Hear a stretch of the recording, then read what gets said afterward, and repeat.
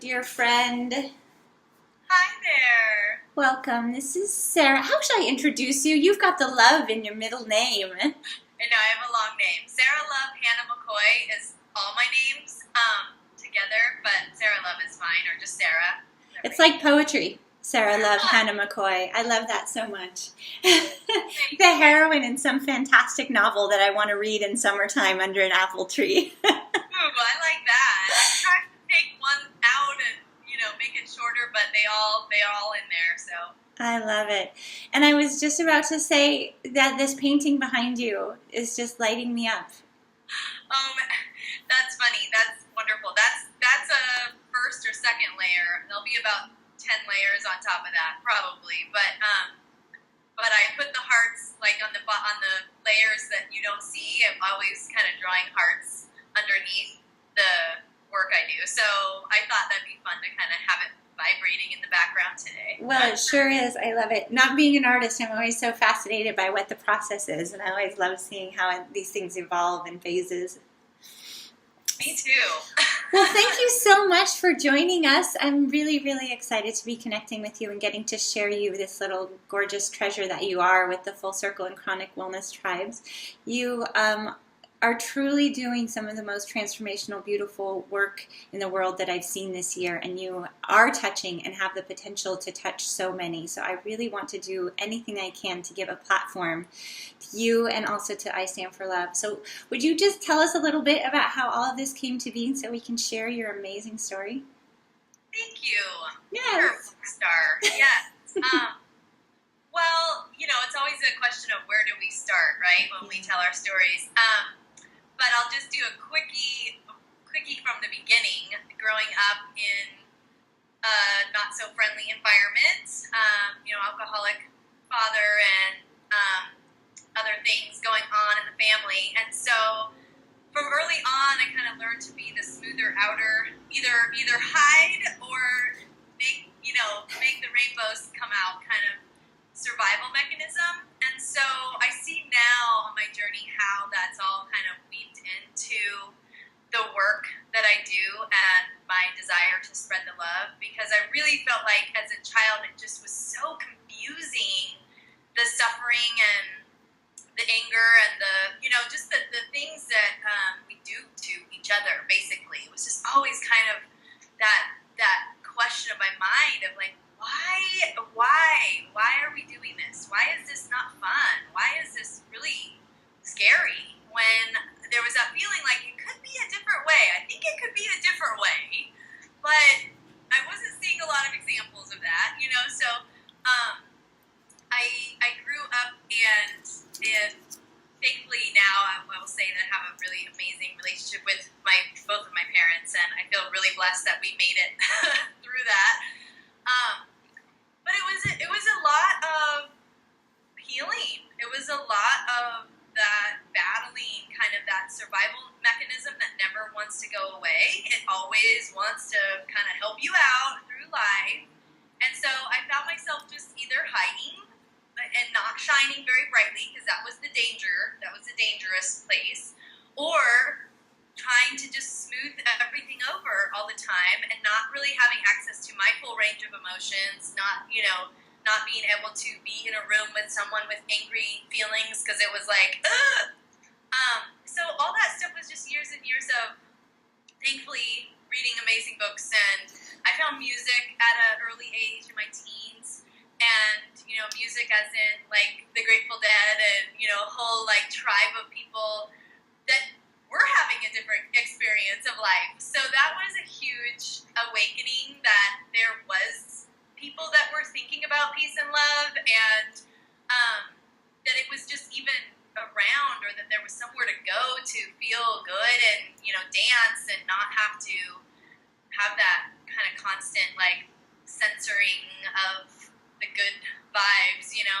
So through all of that has just been a long, long journey of figuring out how to really uncover the truth of my heart, which is that I believe a loving world is actually the natural state, and that there's a lot of things that we've gone and created that feel natural, but that are actually way off base with how we operate. And so, of course, it just has started with self-love and really feeding those wounds and healing that stuff and learning to be okay. And then, I think the adage, we teach what we need to learn, is very true.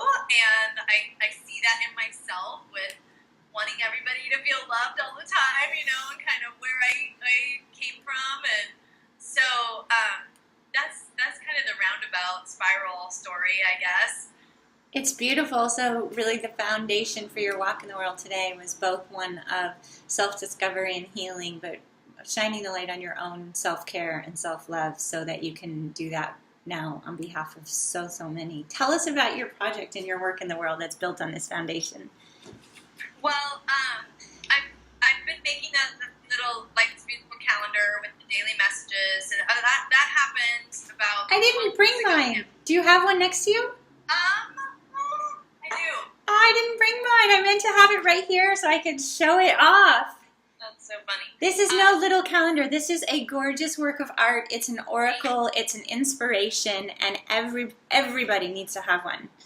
Yes. So I draw these little messages, and this started, like I said, about 12 years ago as a Christmas gift for my, I was at Kinko's. I made a little calendar, hand drew everything, and then I went to Kinko's and printed off 50 copies, and that was the gift. It wasn't really ever a product thought. Yeah. And then the next year, of course, people said, hey, I want to get one of those for my mom. And so it happened like that. And that's during the last, I love January, the creativity there. What's my birthday say? 27. Oh my gosh. Explore your flexibility. Woohoo! Oh, sounds like a fun year. Yep. So that started, and then it just kind of became a little bit of an obsession. I had other jobs, and I started other businesses in the last decade, but I always kept the calendar going, even when I thought, I do not have time for this year. I cannot create another one of these. October would come around, and I think, oh no, I can't let this go. And so I just kept making it, and now it's out there and all over the world, and I feel super duper blessed. But that business had greeting cards and different things around affirmations and positivity, and that was called Sarah Love Creations, that whole umbrella. And it was one of those funny things where I started thinking about, I don't want this to be about me in the name of what I'm doing. Like maybe it doesn't have to have my name and be about what I'm doing, what I create. And I had one of those funny lightning bolt, wake up in the middle of the night moments, and these words, I stand for love, were just in my brain. It was like, I stand for love. I've done, the question, what do you stand for, comes up, and so you think about that. But this was different. It was like, I stand for love, movement, revolution. Like, I kind of started thinking about if that was something that other people could get behind or could feel the power of those words. What would that look like as a business or as a kind of umbrella of what I'm up to? So that has been around for a couple of years. Again, just kind of couldn't let it go. And this year I put a call out. I know we have Magic 8 connection, our lucky number. Yes, we do. I got married on August 8th, so 8/8 in 2008. Love that. And so 8s have been a big thing. So anyway, I thought, what if there was like an I Stand for Love day, and that people could declare, in the world, I stand for love, and we could shift the focus from these other things, what's going on and how to solve these problems, and really start to bring love into the conversation of healthcare and politics and of really important issues and at the PTA meeting or in the bedroom. What if love was kind of the mark, the target that we aimed at, and wasn't, how to put a Band-Aid on this problem, but it was like, what's the most loving choice in this moment? So August 8th became I Stand for Love Day, and I just put it out on social media that if that resonated with anybody, that they could take a picture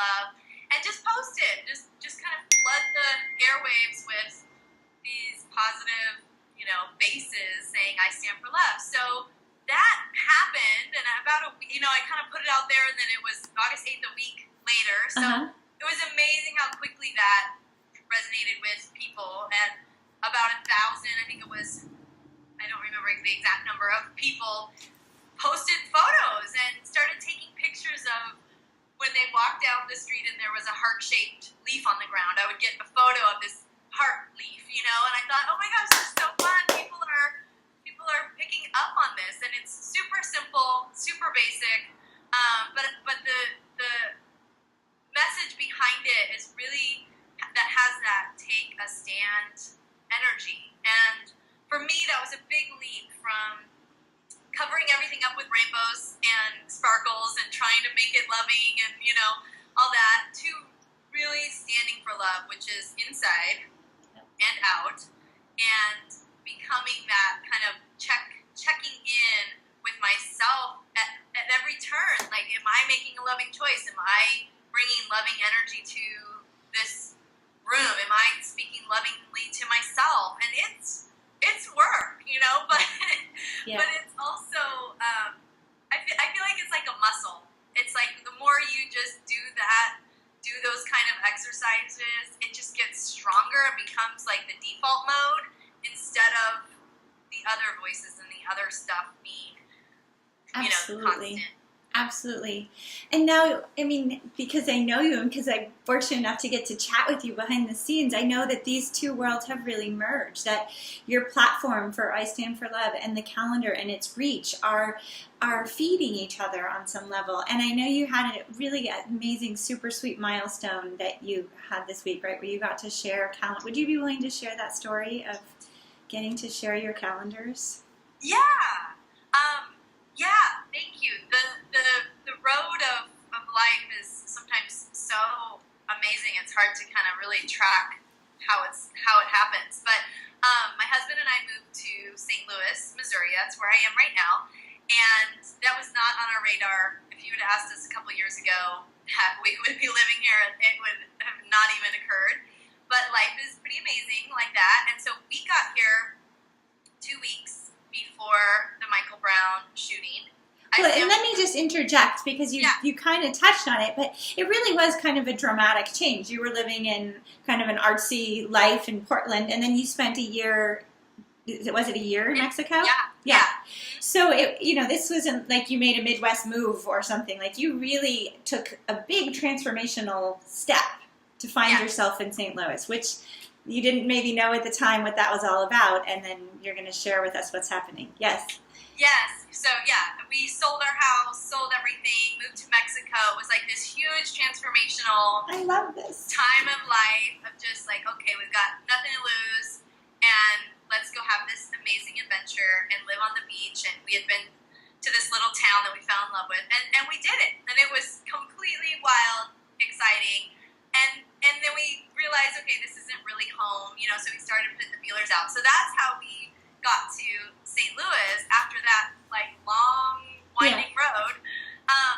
And so I Stand for Love Day happened on August 8th, was a Friday, and then Saturday night was the shooting in Ferguson. So this was all to me like, what am I doing here? This is so wild to think I'm just going to go live on the beach and make art and, be semi-retired or whatever my thought the dream life looked like, to ending up in the heartland of America and being really face-to-face with things growing up in the West Coast that I hadn't really experienced kind of on the ground, what's going on. So it's been all a lot for me to think about the process of being here. So I've been really grappling with, how do I make a difference here? I don't see us having this be our forevermore home.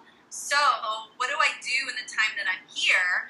And there's a lot of things that I've come up with. But what happened over this weekend is I decided to just do a 100% matching donation base, from Thanksgiving to Giving Tuesday, which is about charities and giving back. Everything kind of all-in-one of a donation to this amazing organization that I found so synchronistically as well, called the Family Resource Center here in St. Louis. And their whole focus is children, at-risk youth, and children of abuse, and right here in St. Louis. So I started thinking, okay, how do I make a donation to this amazing? Because I really think it's about the kids. I mean, if we can't figure out how to change what's going on, we've got to start raising people with a whole different vibration, so that we don't just keep perpetuating this. So anyway, the 5 days of the holiday, and I did just a blast out to my tribe, and made a little video, and people shared it. And I sold over 250 calendars in that window of time. So tomorrow I get to go down to the Family Resource Center and hand out these calendars with these messages. I'll show you again. These messages, are some of them are pretty deep. And so to think about a teenager growing up here with, everything that they're faced with individually, and then everything that's going on worldwide. Like Ferguson who had ever heard of that town? It's like a tiny suburb, Yeah. And so to be kind of in the spotlight here and have sort of the odds stacked against you in a way, coming from backgrounds, and a lot of them are in foster care and stuff like that. And so I just felt like, you are loved no matter what. If they see that on any given day, what kind of ripple effect could happen in somebody's life? Because for me, that those teenage years, of course, I had nothing compared to the adversity that a lot of these kids are facing. But if I had had a few positive reinforcements, it could have really changed the trajectory, and definitely kind of how I was able to love myself, how long that has taken. Yeah. So I'm really excited to donate these calendars tomorrow. I'll take pictures and as I go down there and stuff. But I really feel like it's incredibly, it just brought up a new level of passion for me doing what I do. And I know a lot of business people, and people talk about, when you stand for something else, it's so easy to actually promote. Being a self-promoter is challenging, I think, as an entrepreneur, and to go, hey, hire me, buy my stuff, constantly doing that can be a challenge. And so to say, hey, buy my stuff, and it helps someone really less fortunate than you, has totally changed my voice in the world, which has been amazing. Yeah, absolutely. I'm so, I don't know, just tickled and grateful for the work that you're doing and the impact that it's having. And I also just want to underscore the significance and the impact that it can have just on you and your own journey. And that thing of start from within and let that ripple out, as you've said, is so big. And to have your calendar, as I do, to be able to start my day and activate that vibration, to really bring inquiry in, I try to integrate taking a deep breath when I read it. So I'm trying to also bring it into my body. It really, really, really does inform your day, which informs how you talk to your children or your spouse. It informs whether you grant yourself permission to experience less pain today, whether that's physical pain or emotional pain. It's like a butterfly effect on every area of our life wheel. And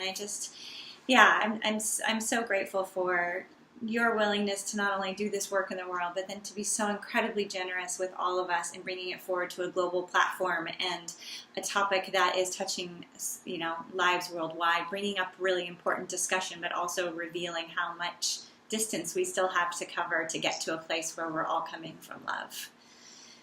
Yeah, thank you so much. Your words are totally wind beneath my wings, seriously, because we all have this life and what we do with it, and we wake up wondering, is it making a difference? There are those days.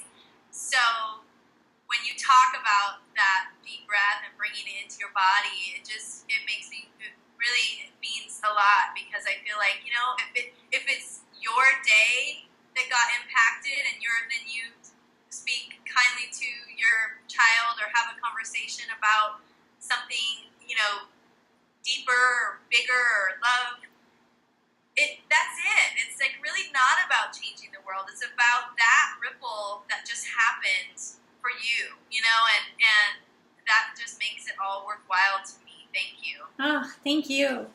So I always like to ask, I mean, in addition to getting your calendar, which everyone should do, and they should find you online, and they should join your tribe, and definitely get in the goodness and the hashtag action and all of it. Let's keep these ripples going.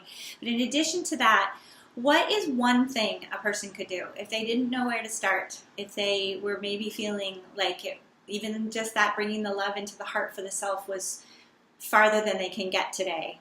Where's one place you would recommend them start to beginning to bring this into their world? Good question. You know what my first thing that comes to mind, and it's simple and not so simple, is just don't be too hard on yourself. Like, you know, self-love seems sometimes like this, either it seems kind of woo-woo, you know, new age talk, or it just seems like self-serving or ego-based. You know, there's a lot of energy and perception around those words. But what I feel like is part of the huge change is when you can actually just stop criticizing a little bit. Just go, okay, yep, I would do that differently next time. I'm not going to beat myself up and get the whip out here. I'm going to just move on from this. Even that, you would think, you know, self-love is all about all this affirmations and all this, you know, work and meditating and everything. But even just easing up a little bit on those critical voices, because a lot of them happened over years and years and years and years. We got a lot of messages compounded. So it takes time and compounded positive messages to work through that to where you actually feel like you're being self-loving. Oh, I have to write that down. Compounded positive messages. That is the love that you're sharing. I love that. Thank you. Yeah. Well, so just let yourself off the hook.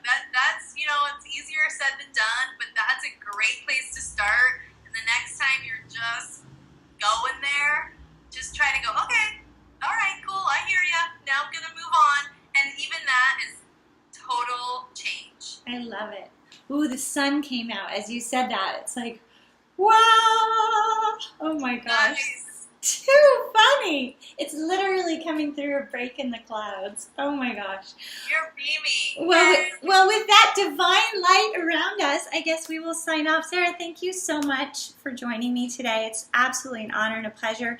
All of your information will be below. I can't encourage everyone enough to get behind this incredible movement and let us reflect some of the incredible light that you are shining right back at you in this movement. Thank you so much, Sarah. Thank you. Thank you so much. It's a pleasure. All right, take care. Mwah.